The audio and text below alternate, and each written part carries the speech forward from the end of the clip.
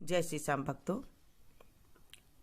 कार्तिक का पावन महीना चल रहा है और इस पावन महीने में हम कुछ भी स्नान, दान, कथा, श्रवण करते हैं, उसका हमें करोड़ों गुना फल की प्राप्ति होती है।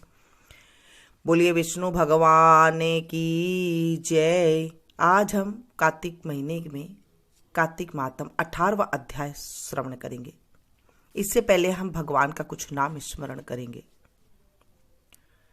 श्रीमन नारायण नारायण नारायण, श्रीमन नारायण नारायण नारायण, भजमन नारायण नारायण नारायण, श्रीमन नारायण नारायण नारायण। देवर्षि नारद जी ने कहा, अब रौद्र रूप महाप्रभु शंकर अपने वीर गणों के साथ नंदी पर चढ़ हंसते हुए युद्ध भूमि में आए। तब उनको आया देखकर उनके पराजित गण फिर लौट आए और सिंहनाद करते हुए आयुधों से दैत्यों पर प्रहार करने लगे। भीषण रूपधारी रुद्र की देख दैत्य भागने लगे। तब युद्ध में अपने दैत्य को पराहनमुख होते देखकर जलंधर हजारों बाण छोड़ता हुआ भगवान शंकर की ओर दौड़ा। उसके शुंभ निशुंभ आदि वीर भी क्रोध से अपने होठों को काटते हुए भगवान शंकर की ओर दौड़े।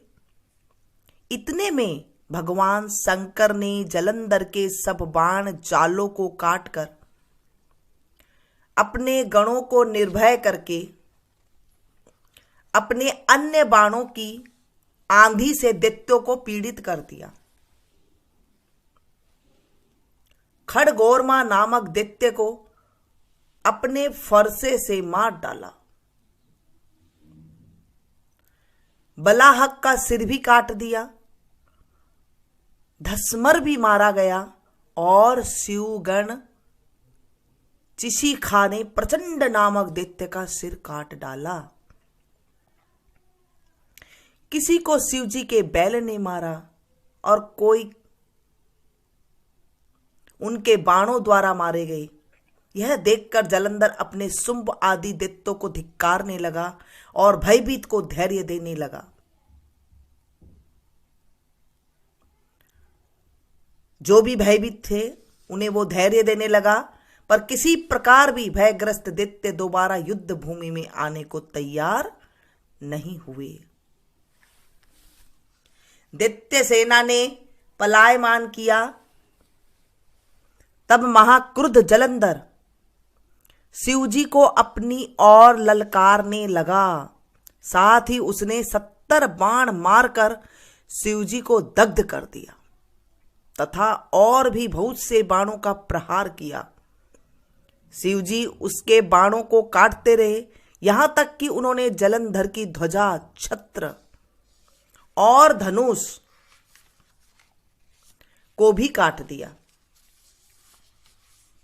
फिर 7 बाण मारकर उसके शरीर में आघात पहुंचाया। धनुष के कट जाने से जलंधर ने एक प्रचंड बाण मारकर उसकी गदा के टुकड़े टुकड़े कर दिए। तब उसने समझा कि यह मुझसे अधिक बलवान है, अतएव उसने गंधर्वी माया उत्पन्न कर दी। अनेक गंधर्व और अप्सराओं के गण उत्पन्न हो गए। वीणा और मृदंग आदि बाजों के साथ नृत्य और गान होने लगा। इससे अपने गणों सहित रुद्र भी मोहित हो गए। उन्होंने युद्ध बंद कर दिया। फिर तो काम मोहित जलंधर बड़ी शीघ्रता से त्रिनेत्र भगवान शंकर का रूप धारण करके वृषभ पर बैठकर पार्वती के पास जा पहुंचा। जब पार्वती ने अपने पति को आते देखा तो उसने सखियों के साथ त्याग दिया और आगे आई। पार्वती को देखकर कामातुर जलंधर का प्रिय पतन हो गया और उसके पतन से वह जड़ भी हो गया। गौरी ने उसे दानव समझा। वह अंतर ध्यान होकर उत्तर की ओर मानस पर चली गई। तब वहां पार्वती को न देखकर जलंधर फिर शिवजी की ओर लौटा। उधर पार्वती जी ने भगवान विष्णु को बुलाकर दैत्य धन का वह कृत्य कहा और यह प्रश्न किया कि आप इससे अवगत हैं। भगवान विष्णु ने हाथ जोड़कर और सिर नवाकर उत्तर दिया, आपकी कृपा से मुझे कुछ ज्ञात है। सब कुछ ज्ञात है हे माता, जो आज्ञा हो पालन करूं। जगत माता ने विष्णु जी से कहा, उस दैत्य ने जो मार्ग खोला है उसका अनुसरण उचित है। मैं तुम्हें आज्ञा देती हूं कि तुम जाकर उसकी स्त्री का पति भ्रष्ट करो, वह दैत्य तभी मरेगा। पार्वती जी की यह आज्ञा पाते ही भगवान विष्णु उसको शिरोधार्य कर छल करने के लिए जलंधर के नगर की ओर गई। बोलिए विष्णु भगवान की जय। कार्तिक महात्म की जय। आज हमने 18वां अध्याय का पाठ का स्मरण किया और हम कार्तिक की अब कहानी सुनेंगे। एक गुजरी थी, अपनी बहू से कही कि दूध दही बेच या। बहू दूध दही बेचने गई। रास्ते में उसे कुछ औरतें पूजा करते हुई दिखाई दी। उसने पूछा, ये आप क्या कर रही हो? उन्होंने कहा, हम पीपल पतवारी सींच रही हैं। उसने पूछा, पीपल पतवारी सींचने से क्या होता है? उन्होंने कहा, पीपल पतवारी सींचने से अंधन होता है। 12 बरस का बिछड़ा हुआ अगर पति किसी का हो वो भी मिल जाता है। सारी सुख शांति घर में आ जाती है। बहू ने कहा, अच्छी बात है, तुम तो पानी से सींचती हो, मैं दूध दही से सींचूंगी। बहू ने दूध तो पीपल में और दही पतवारी में सींच दिया। सासू रोज कहती है, बहू तू दाम लेकर के आ, पैसे लेकर के आ। बहू ने कहा कि सासू जी जब महीना पूरा हो जाएगा तब लाके दे दूंगी। महीना पूरा हो गया तो वो डरने लगी कि सासू पैसे मांगेगी और वो जाकर पीपल पतवारी के पास जाकर बैठ गई। पीपल पतवारी ने पूछा, तू आज मेरे पास आके क्यों बैठी है? उसने कहा, सासू मेरे से दाम मांग रही है और मैं पैसे कहां से ला करके दूं? उन्होंने कहा कि मेरे पास कौन से दाम रखी, ये भाटा डिंडा पान पतूरे जो पड़े हैं, जो पत्ते वगैरह पड़े हैं, ईटा डोडा पड़े हैं, ये ले जा। और ले जाकर बहू ने डर के मारे ओबरी में रख दिया। ओबरी पहले हुआ करती थी, जिसे गुल्लक भी कहा जाता है, उसमें ले जाके ओबरी में रख दिया और डर के मारे ओढ़ करके सो गई। सासू आई और पूछी, बहू पैसे लेकर आई है क्या? कहाँ है पैसे? बहू ने कहा, सासू जी ओबरी में रखा है।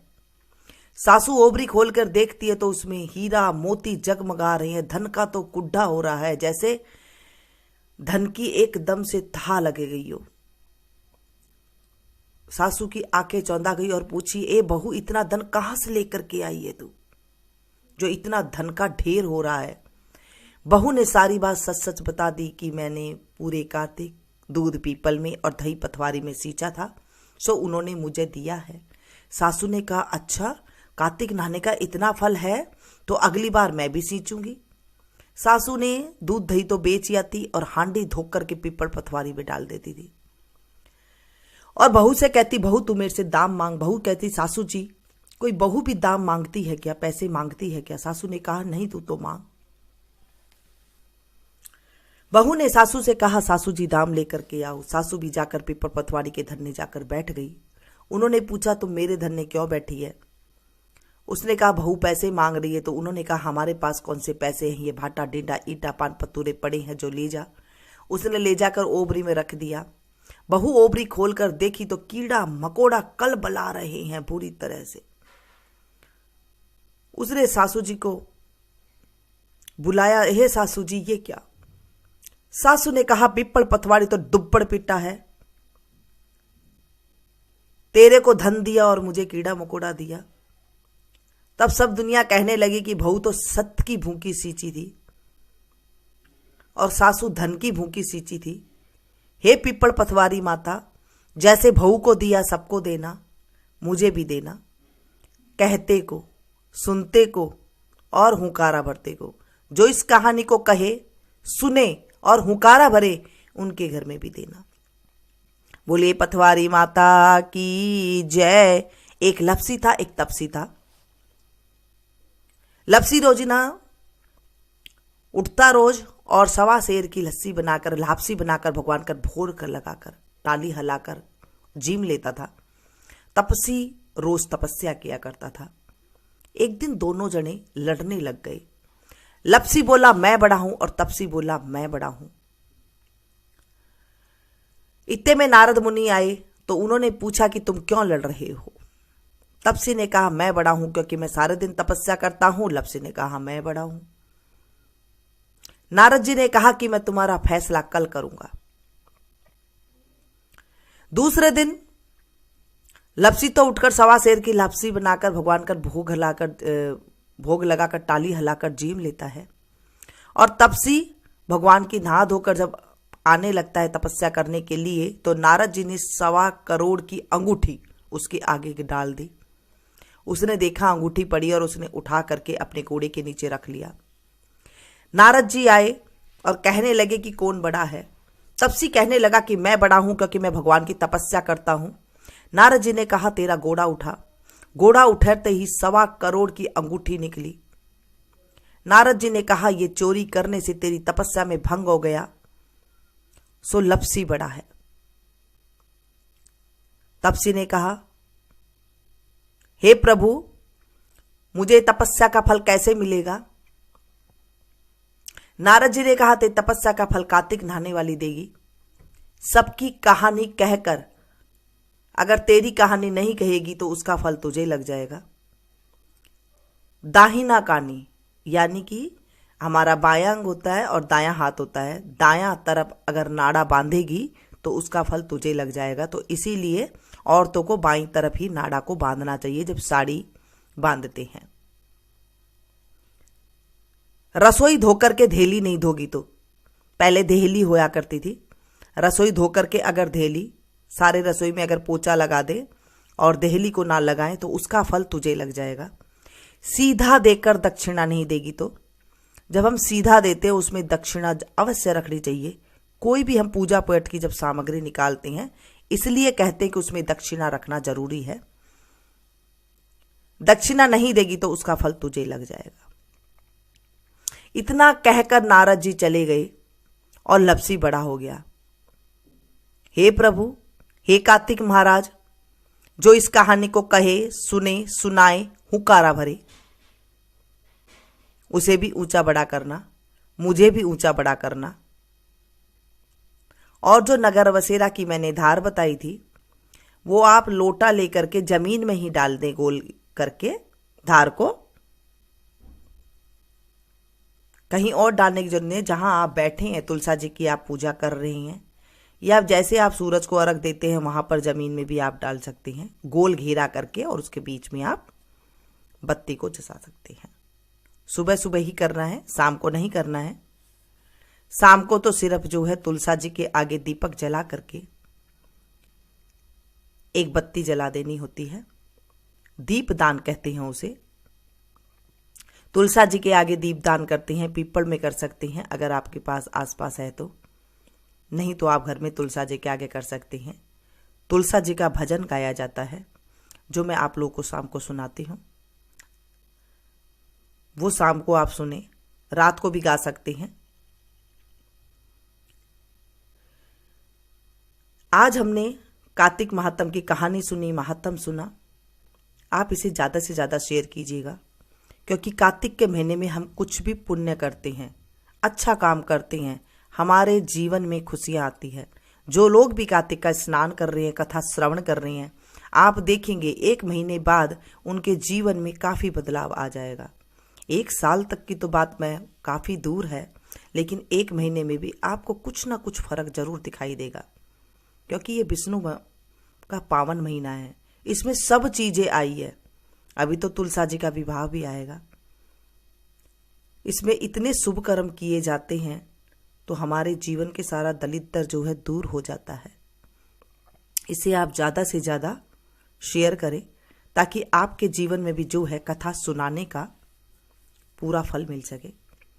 क्योंकि आजकल हम ऐसे तो कर नहीं सकते कि कहीं पर बाहर जाकर के हम कथा सुना सकते हैं किसी को। इसलिए मैं आपको कह रही हूँ कि आप इसे शेयर करें। जैसे मैं आप लोग को सुना रही हूँ और आप हजारों की मात्रा में एक साथ सुन रही हैं तो मेरे खाते में भी जो है पुण्य की प्राप्ति हो रही है। मैं चाहती हूँ कि मेरे साथ जो सुनने वाले हैं उनके जीवन में भी पुण्य की प्राप्ति हो। मिलती हूँ फिर से एक नई वीडियो में नई जानकारी के साथ। तब तक आप लोग देखते रहिए मीनू संगीत। Thank you.